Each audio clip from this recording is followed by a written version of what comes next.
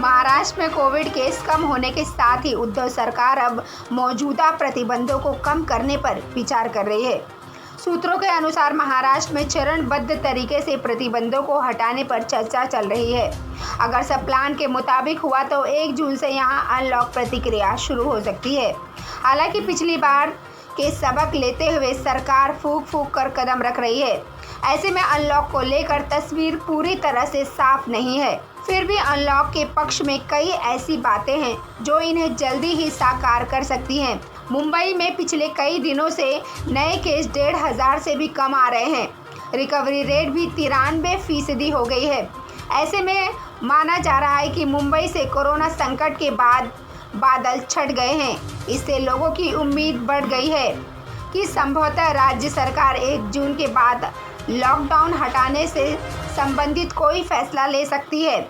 मुंबई में 24 वार्डों में से अब सिर्फ 10 वार्डों में कंटेनमेंट जोन रह गए हैं, जबकि 14 वार्ड कंटेनमेंट जोन मुक्त हो गए हैं, जबकि 7 वार्डों में एक भी माइक्रो कंटेनमेंट जोन नहीं है। वहीं एक वार्ड में एक भी सील बिल्डिंग नहीं है। मुंबई में सिर्फ 44 कंटेनमेंट जोन एक्टिव है, जिसमें से करीब 2.33 लाख लोग हैं, जबकि कोरोना मरीजों को ठीक होने के बाद अब तक 27,047 कंटेनमेंट जोन रिलीज किए जा चुके हैं। सूत्रों के अनुसार महाराष्ट्र में 4 चरणों में अनलॉक प्रक्रिया का फैसला लिया जा सकता है।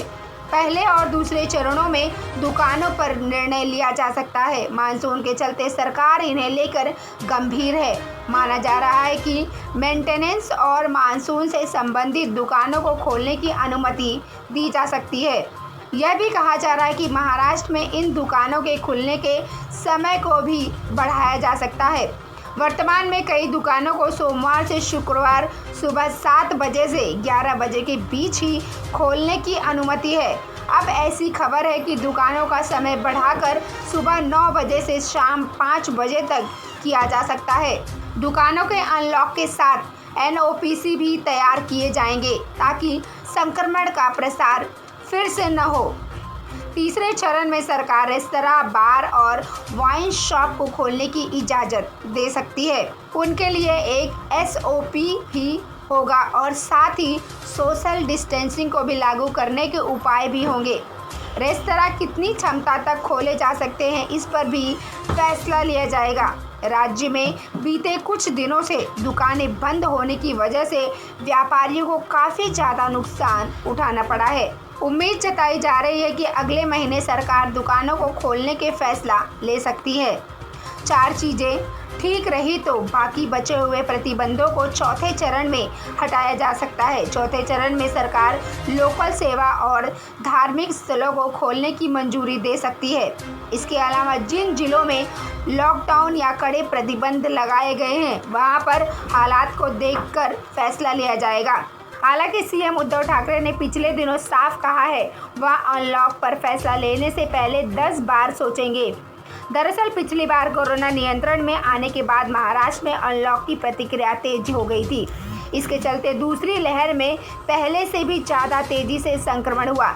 सीएम ने पिछले दिनों रत्नागिरी दौरे पर कहा था कोरोना में कमी आ रही है, लेकिन इस संबंध में मैं कुछ बोलूँगा नहीं। पहली लहर का हमने सबक लिया है। राज्य के राहत और पुनर्वास मंत्री विजय वडेट्टीवार ने बताया कि लोकल ट्रेन में अगर सभी को यात्रा की अनुमति दी गई तो भीड़ बढ़ जाएगी, इसलिए अगले 15 दिन तक तो सभी को लोकल में सफ़र की इजाज़त नहीं दी जा सकती। मंत्री ने कहा कि मुंबई में कोरोना के मरीजों की संख्या घटी है, लेकिन इसका मतलब यह नहीं है कि कोरोना खत्म हो गया है। आवश्यक सेवाओं के कर्मचारियों के लिए लोकल सेवा सीमित करने का असर अब दिखना शुरू हुआ है, इसलिए फिलहाल सभी के लिए लोकल यात्रा सुलभ करने पर विचार नहीं कर रहे हैं। News desk, metro Mumbai.